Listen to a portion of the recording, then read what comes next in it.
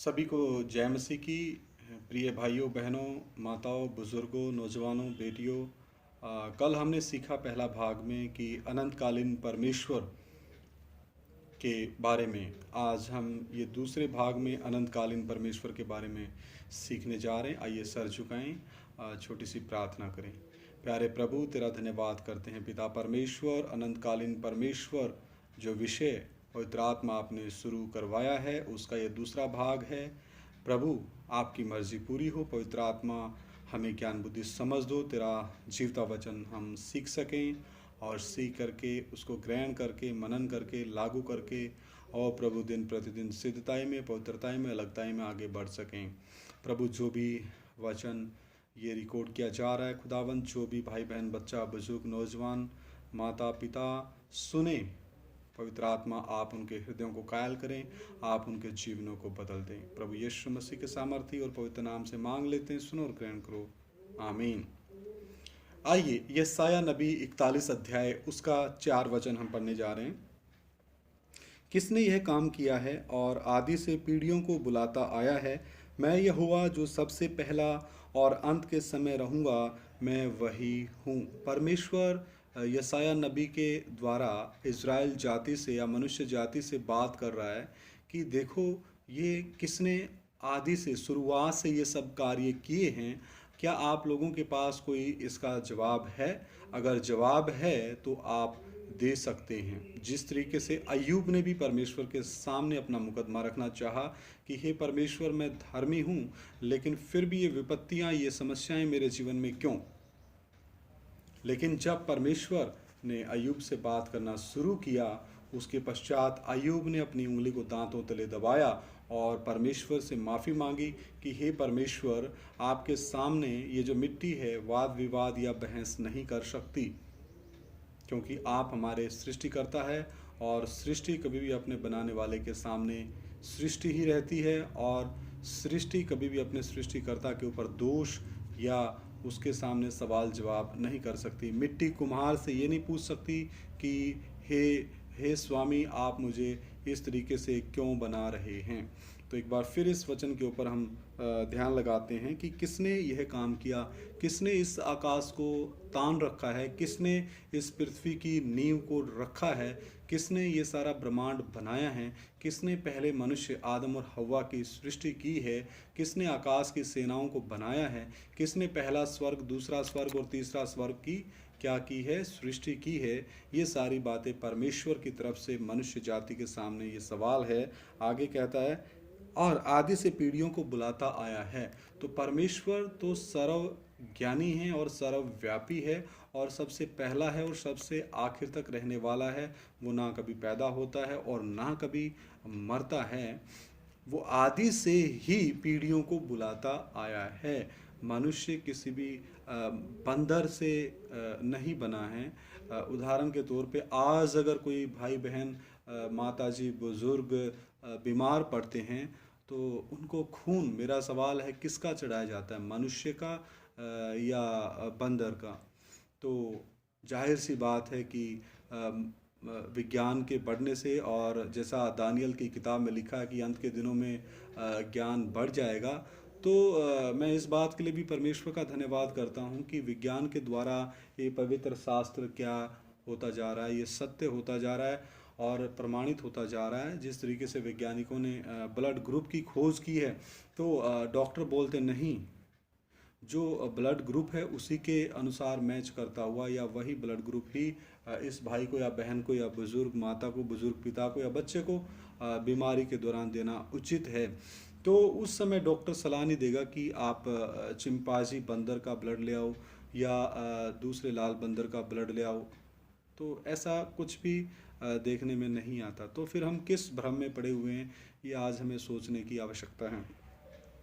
आगे कहता है, मैं यहोवा यानी कि सर्वशक्तिमान परमेश्वर जो सबसे पहला है और अंत के समय रहूँगा, मैं वही हूँ। यानी कि एकमात्र सच्चा परमेश्वर, अल्फ़ा ओमेगा, सबसे पहला, सबसे आखिरी, कभी ना बदलने वाला, सर्वज्ञानी, सर्वशक्तिमान, सर्वव्यापी परमेश्वर। आइए एक और वचन हम देखते हैं, यशायाह नबी 43 अध्याय का 10 और 11। यहोवा की वाणी है, तुम मेरे साक्षी हो और मेरे दास हो, जिन्हें मैंने इसलिए चुना है कि समझकर मेरी प्रतीति करो और ये जान लो कि मैं वही हूँ। मुझसे पहले कोई परमेश्वर ना हुआ और ना मेरे बाद कोई होगा। मैं ही यहोवा हूँ और मुझे छोड़ कोई उद्धार करता नहीं है। 13 वचन भी देखते हैं। मैं ही परमेश्वर हूँ और भविष्य में भी मैं ही हूँ, मेरे हाथ से कोई छुड़ा ना सकेगा। जब मैं काम करना चाहूँ तब कौन मुझे रोक सकेगा।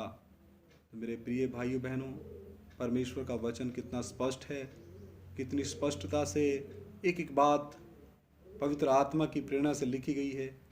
जैसा कि दूसरा तिमोथियस 3 अध्याय 16 में लिखा, संपूर्ण पवित्र शास्त्र परमेश्वर की पवित्र आत्मा के प्रेरणा से दिशा निर्देशानुसार इस पृथ्वी के लगभग 40 परमेश्वर के चुने हुए संतों के द्वारा, 40 में गरीब से गरीब और अमीर से अमीर सभी शामिल हैं, क्योंकि परमेश्वर किसी का पक्षपात नहीं करता। जिस तरीके से मनुष्य का देखना है उस तरीके से परमेश्वर का देखना नहीं है। उनको अपने हाथ में लिया। पवित्र आत्मा ने जैसा यशायाह नबी को बोला वैसा ही उसने लिख के मनुष्य जाति के सामने रख दिया। बेशक उसके लिए उसको अपने प्राणों की आहुति देनी पड़ी। कितने नबियों को लोगों ने घात किया, कितने प्रेरितों को लोगों ने घात किया, कितने विश्वासियों को लोगों ने मारा। कलीसिया का पहला शहीद स्तिफनुस पथरवा करके मार दिया गया। और जब जगत की ज्योति यानी कि परमेश्वर का मेमना, परमेश्वर जो दूसरे व्यक्तित्व में प्रकट हुआ, पुत्र के व्यक्तित्व में प्रकट हुआ, उस शरीर को नाम दिया गया प्रभु यीशु मसीह। जब वो इस पृथ्वी पर 33.5 साल सर्वशक्तिमान परमेश्वर नम्र बन के, दीन बन के, मनुष्य देह में प्रकट होकर के,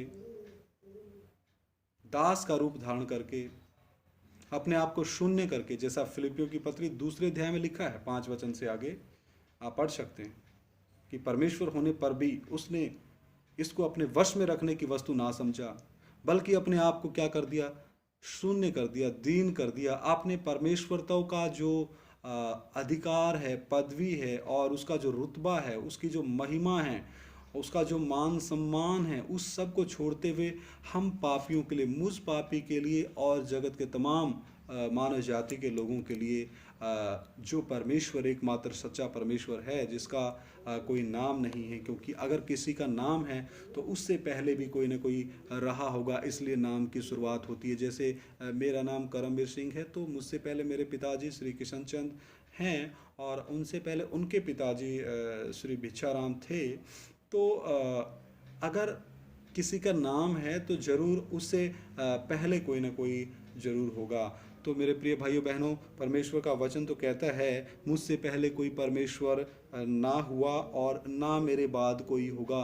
तो फिर परमेश्वर का कोई नाम नहीं है। निर्गमन की किताब में मूसा से जब परमेश्वर बात करता है, मूसा ने परमेश्वर से कहा, हे प्रभु, हे परमेश्वर, मैं इजरायलियों को क्या नाम लेके बताऊंगा कि उस परमेश्वर ने मुझे भेजा है। क्योंकि उस समय मिस्र में बहुत देवी देवताओं की उपासना होती थी, आज भी होती है। तो इजरायली उसके अधीन गुलाम थे, इस मिस्र के गुलाम थे। तो उस हालात में मूसा ने परमेश्वर से ही पूछा, तो परमेश्वर ने क्या कहा, मैं जो हूँ सो हूँ, मैं जो हूँ सो हूँ। तो मेरे प्रिय भाइयों बहनों, हम निर्गमन की किताब 3 अध्याय में इस वचन को पढ़ के देख सकते हैं। निर्गमन की किताब 3 अध्याय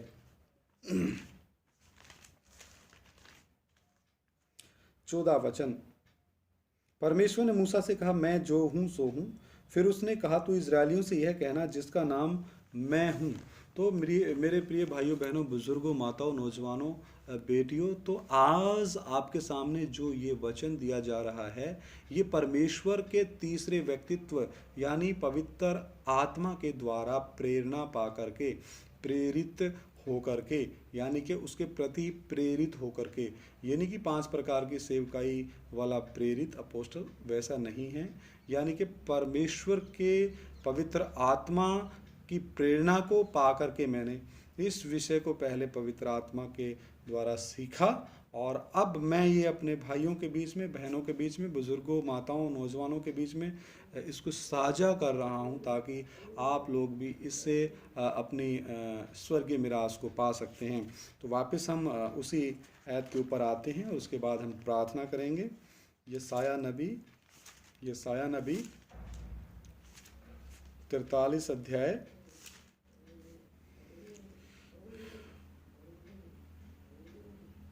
10, 11 और 13 वचन। मुझसे पहले कोई परमेश्वर ना हुआ और ना मेरे बाद कोई होगा। मैं ही यहोवा हूँ और मुझे छोड़ कोई उद्धार करता नहीं है। मैं ही परमेश्वर हूँ और भविष्य में भी मैं ही हूँ। मेरे हाथ से कोई छुड़ा ना सकेगा।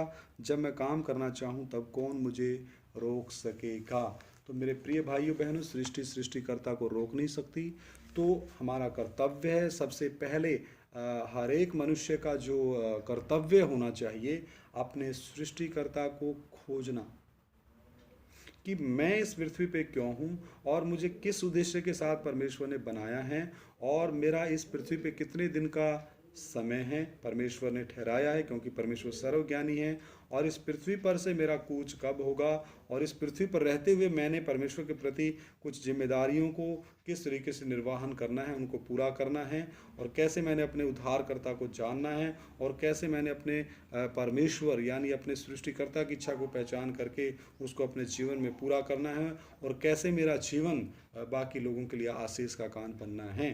तो सबसे परम कर्तव्य हर एक मनुष्य का है कि अपने बनाने वाले को जानना। जैसे उदाहरण के तौर पे किसी दुनियावी मेले में अगर बेटा अपने बाप से बिछुड़ जाए तो उस बेटे को भी तड़प रहती है कि कब मैं अपने बाप से मिलूँगा, और बाप को भी तड़प रहती है कब मेरा बेटा मुझे वापस मिलेगा। तो जो आत्माओं का पिता है, हर एक मनुष्य की आत्माओं का रचने वाला है, तो हर एक मनुष्य को ये जानना बहुत ही ज़रूरी है कि वो अपने बनाने वाले कर्ता को पहचान ले। आइए सर झुकाएं, प्रार्थना करें, आदर के साथ, भय के साथ, नम्रता के साथ, आत्मा और सच्चाई के साथ। प्यारे प्रभु, धन्यवाद करते हैं इन वचनों के लिए, आपका शुक्र अदा करते खुदावंद। पवित्र आत्मा, आपने ये जो वचन दिए हैं और गहराई से आप हमें सिखाएं, और जो भाई बहन, बच्चे, बुजुर्ग, नौजवान, माताएं, बेटियां सुने, और प्रभु वो आशीष से भर जाएं और अपने कर्ता को पहचान ले।